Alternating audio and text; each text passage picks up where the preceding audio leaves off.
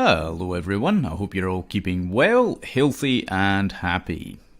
In this video I'm going to talk about the reasons why we're seeing the level of absolute chaos across Western civilization right now and what is causing that. Now in my very first video, the very first video I put up on this channel, I went through the modes and mechanisms and methods of subversion and psychological warfare and how this is carried out, okay? But in this video, I'm going to talk about the nuts and bolts of it all, in terms of how it is that a small clique of very elite people managed to gain total control over pretty much the entire advanced and developed world, okay? And in relation to this, actually, I was reading an article just the other day about Russia and how it was returning to its Stalinist communist roots. Earlier this week, the Russians celebrated one of their most feared and tyrannical leaders, a psychotic mass murderer by the name of Joe Stalin. Okay? They erected a statue to him. Actually, they're making many statues in honor of Stalin, whilst at the very same time, if you look at what's happening in the United States right now, historical relics and statues are being torn down. Okay? So this is a coordinated attack that is being waged on the United States of America, whilst Russia is returning back to its communist roots. Now, some of this renewed admiration is coming directly from President Vladimir Putin. Okay? Putin is very much in favor of the return of the Stalinist state. This is something a lot of people don't understand. Okay? What is going on right now is that propaganda outlets that are sympathetic to the Russian government are being given a lot of pravda, okay? They've been given a lot of fake news to spread about how great Russia is and how liberal it is and how much it's trying to reform and so on and so forth, and that Vladimir Putin is not actually that bad a guy, right? This is total nonsense, okay? I don't want people to be under the idiotic delusion that Russia abandoned communism. In fact, the proof is in the pudding. We know that they're erecting these statues again. We know that they're starting to speak very highly of Stalin again. Who would do that? Who in their right mind would do that when you consider that the Stalinist regime murdered 20 million people? And collectively, communism has murdered over 100 million people. My goodness me. It takes a certain level of total delusional belief to think that that's a good idea, that that's a good person that people should be erecting statues to. My God. Right? So don't be under that delusion is my point. Don't be under the delusion that Russia abandoned communism and suddenly became capitalist overnight. That did not happen. It never happened. What happened was that they went into a sort of a silent mode of operation. And what we're going to see is a brand new Soviet Union taking shape, and I'm going to give you the proof of this as well as we go through this video. But we're going to see the rise of this new type of Soviet Union, comprising of China, of course, Russia, and some of the Eastern Bloc countries as well. To understand how and why this is happening whilst this destabilization is occurring across the West, we need to go back through history. Let's go back in time to just after the Second World War in 1945. Because after World War II, the Allied powers established the United Nations Charter.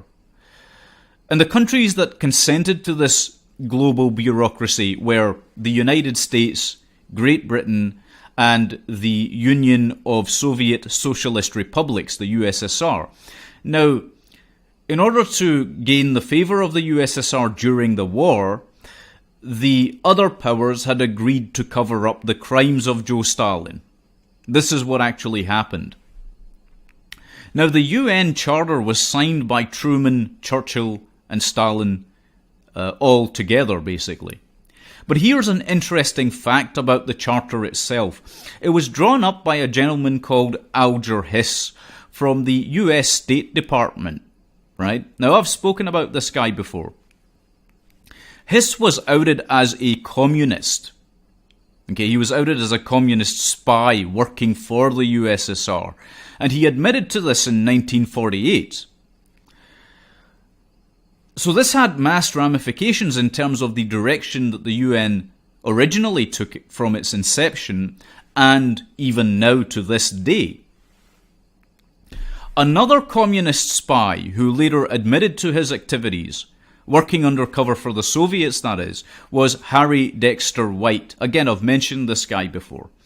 But this was back in the beginnings of the channel, so for those of you that have just subscribed or are recent subscribers, it's important to go through this information again, I think. Now, Harry Dexter White was an economist and a senior US Treasury Department official. And he was also the architect of both the IMF and the World Bank. Okay? And he used Keynesian economics and socialist policies to do great damage to the global economy. Because what he did was to ensnare foreign countries into an ever-expanding debt-based form of slavery. Okay? And of course, these two institutions, the IMF and the World Bank, reported directly back to the Bank of International Settlements, where other communist spies had set that mechanism up as well. Now, the US State Department, like most of the British institutions, had been very heavily influenced by Soviet spies, if that's not already apparent enough.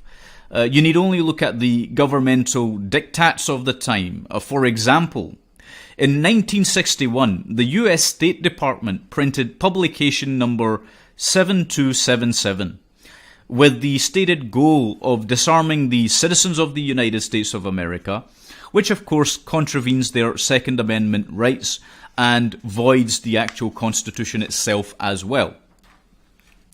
Why did they do this? Well, this was part of a much grander plan, again involving the destabilization of not only the United States, but Great Britain and the European countries and so on as well, who were part of the West at that time.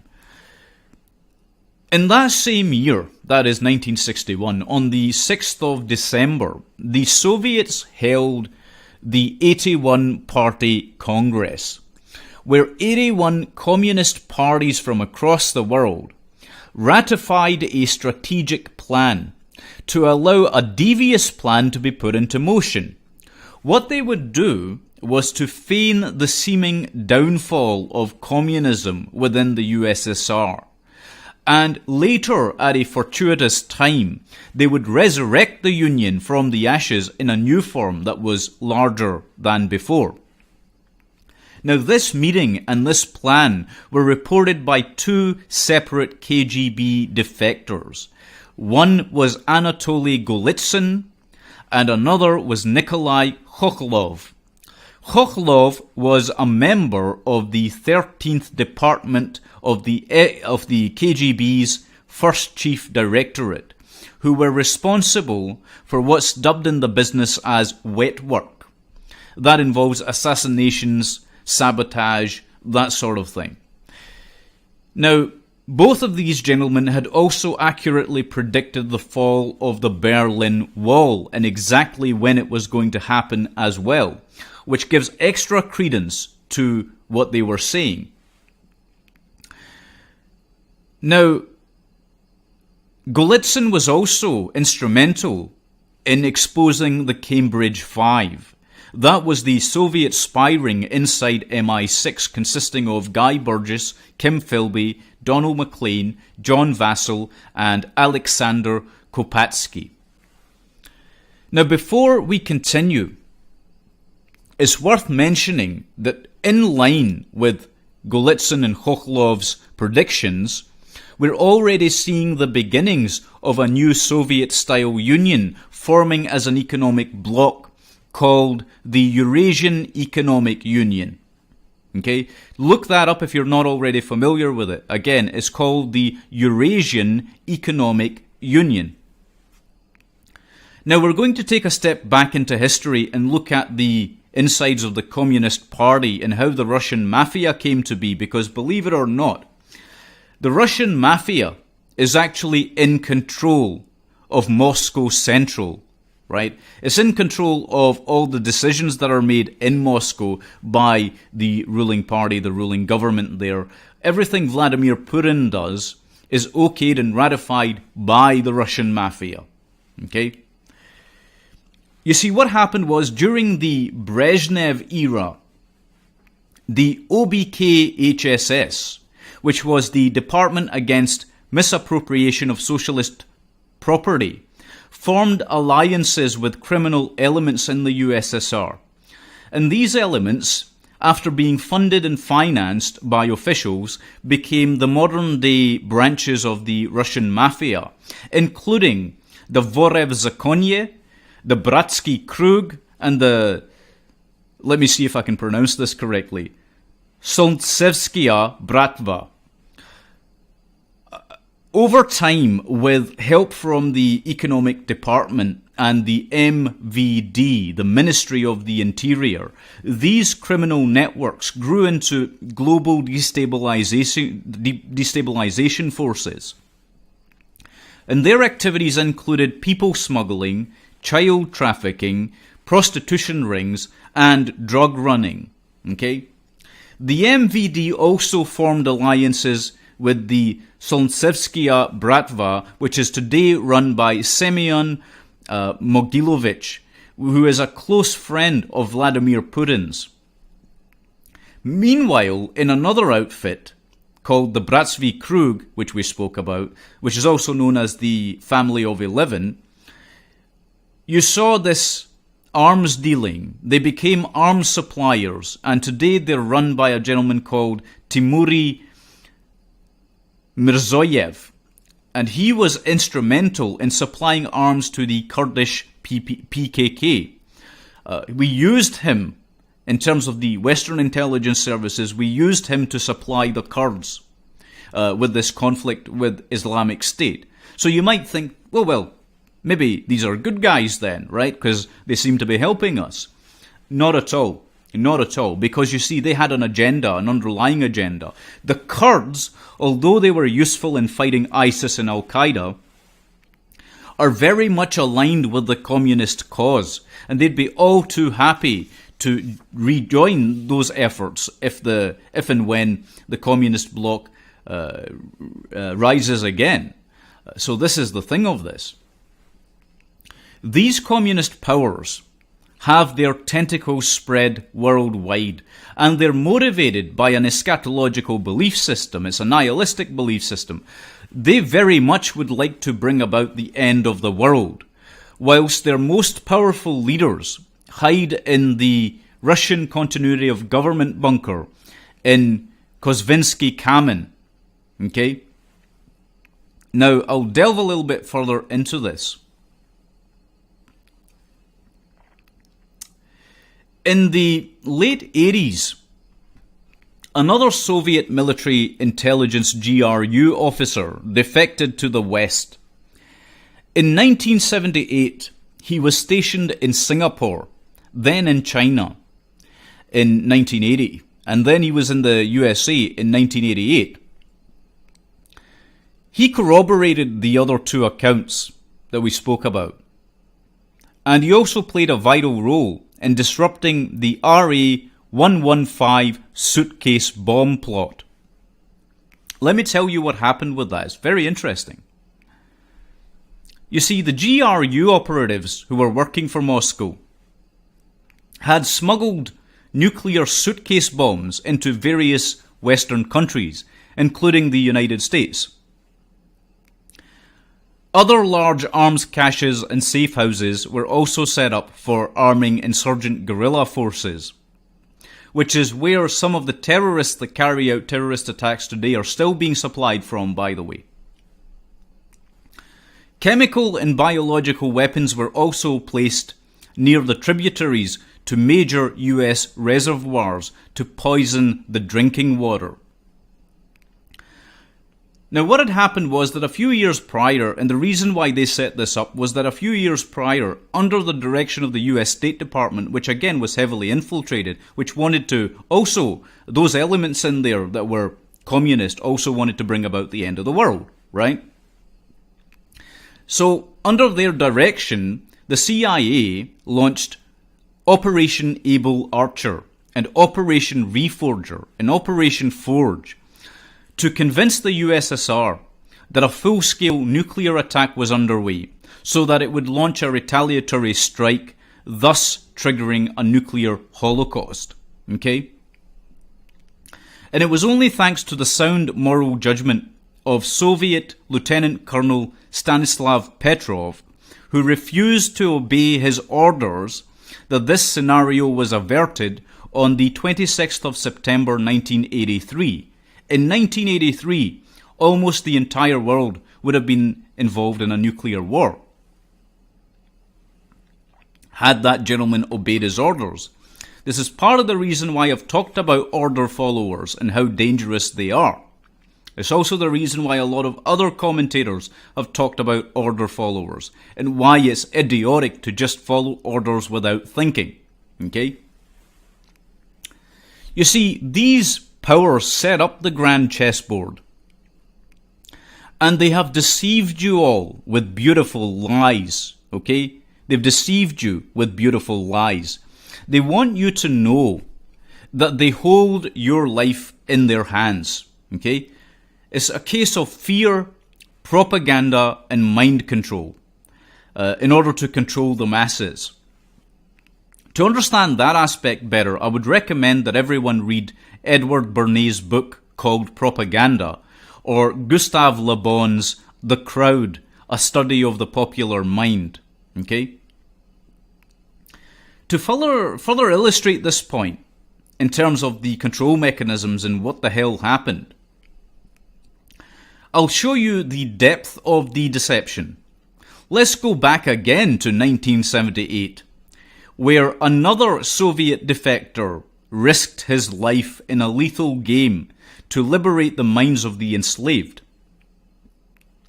This defector was a former three-star general in the Securitate, which is the secret police of communist Romania.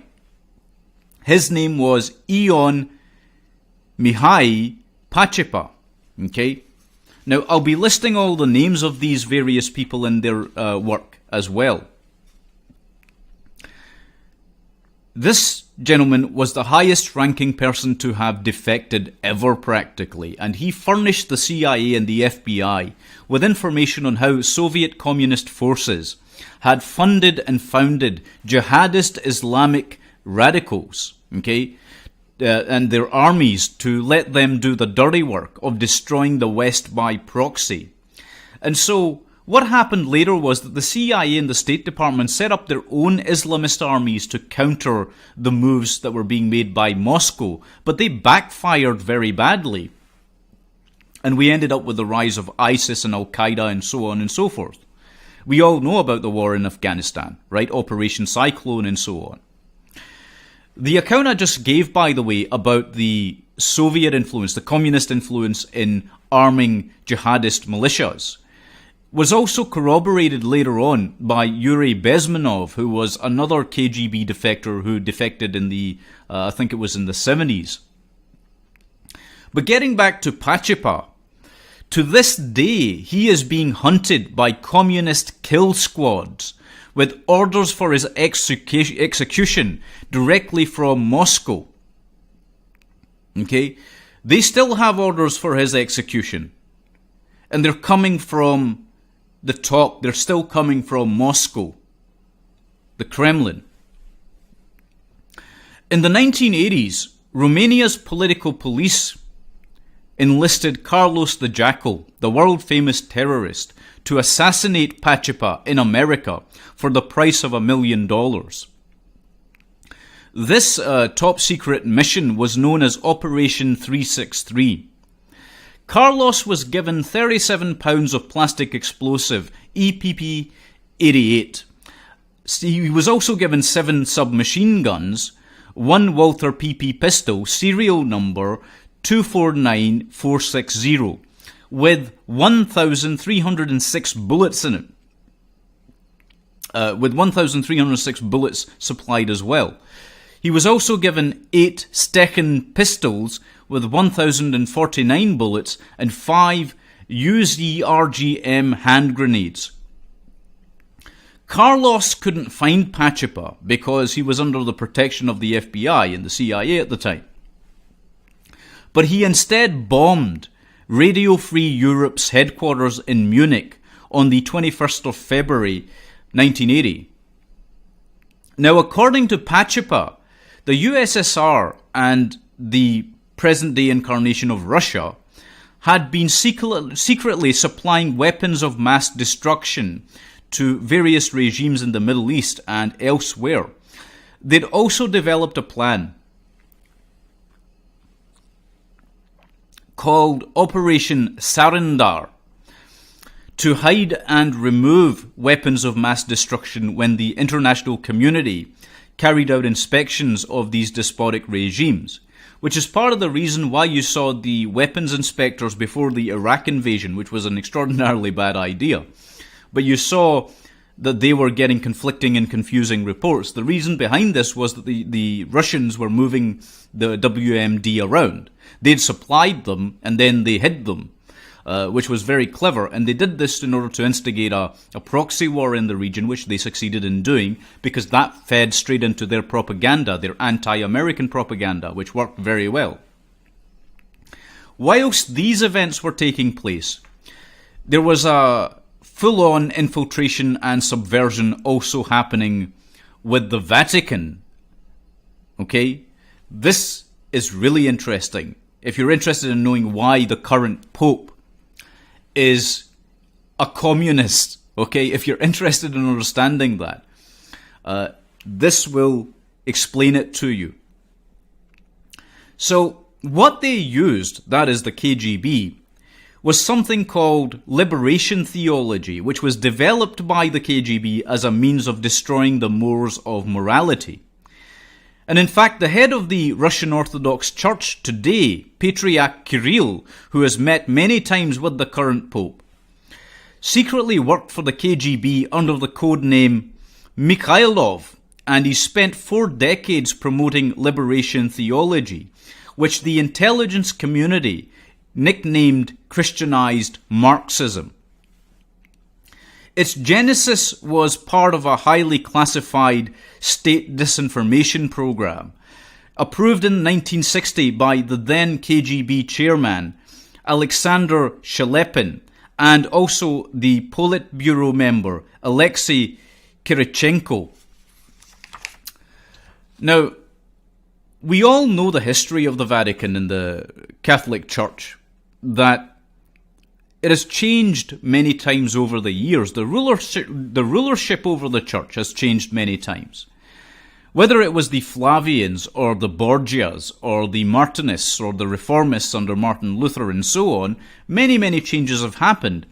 But this latest incarnation of Christianized Marxism is profoundly dangerous, because what it does is it risks the very existence of civilization, because it's handed over the temporal seat of power to communists, which is fundamentally what happened. Now, I could tell you much more about the current Pope as well and his involvement in the communist and socialist systems from his country of origin. Okay, but I'm not going to do that. That would detract from what I'm trying to get to here. You can look that up yourself if you are curious about that. But back in our current times, the picture is now starting to take shape, isn't it? Right?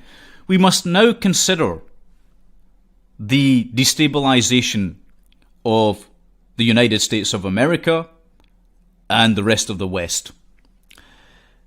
And to do this, we have to look at another man called Alexander Dugin.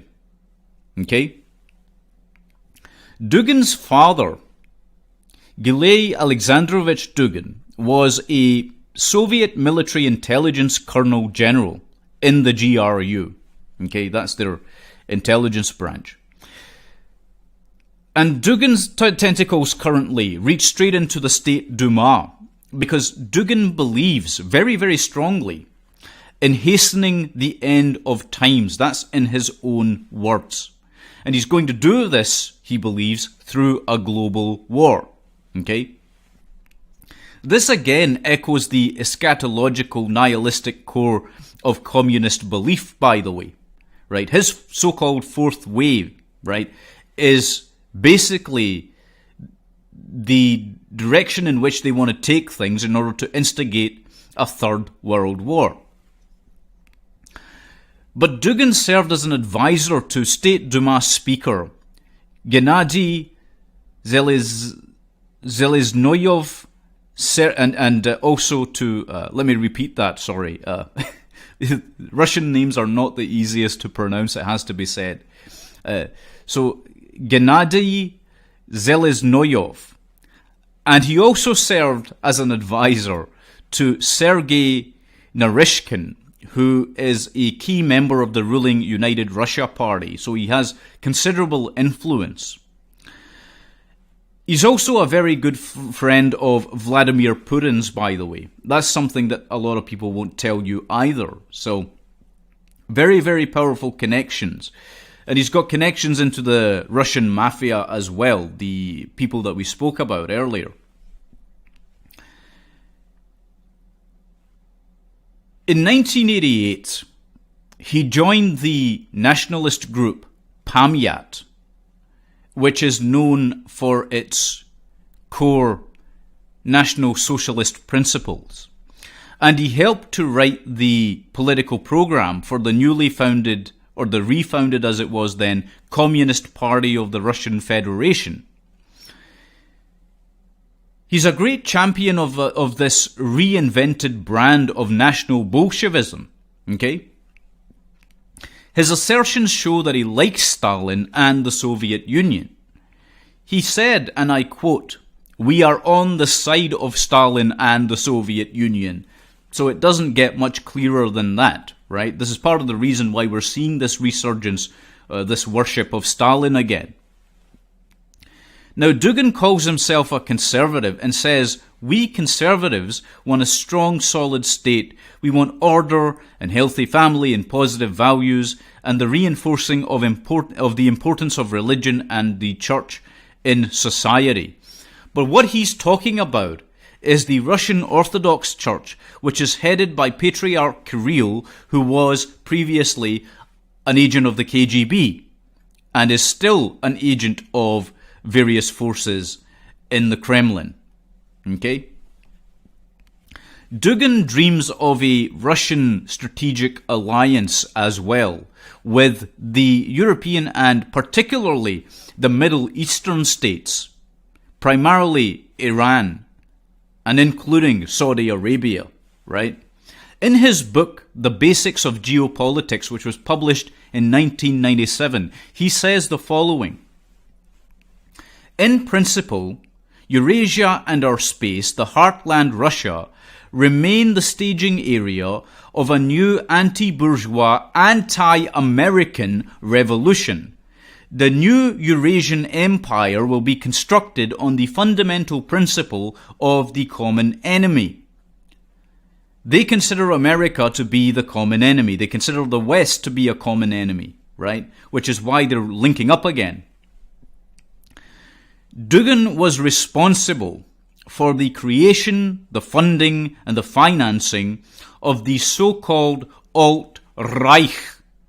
Okay? The Alt-Reich was founded on the principles of National Communism, National Socialism, and National Bolshevism, which is why you see many of the elements within that small agitprop group behaving in the same ways as communists, behaving and acting through their life in the same way as socialists, having socialist leanings. And the media wrongly characterizes these people as being far right. They're not. Okay? That's very, very important to note. I've already said that before. Meanwhile, you've also got George Soros, who's working in tandem with Moscow Central. Okay, now you ask anyone who knows their onions, they will tell you this. And what has happened is that he also has funded millions to other agitprop groups, okay, including Antifa communists. And his groups, of course, are banned from operating in Russia. But that's with his express permission, by the way. That's something people won't tell you either. And it's so that things look good for public appearances because Moscow, Russia, is all about the propaganda. It's all about looking good on the international stage while they absolutely gut and destroy all things civilized. Okay? But if you really want to know who the key change agents are who are agitating for social disorder and civil breakdown, you need look no further than Dugin and Soros. These are the two people who are doing it. There's a propaganda war being waged out of Moscow and Beijing as well. As I mentioned before, China are the central figures in a lot of this as well because they're the people through whom, they're the country rather, through whom Moscow implements its agenda.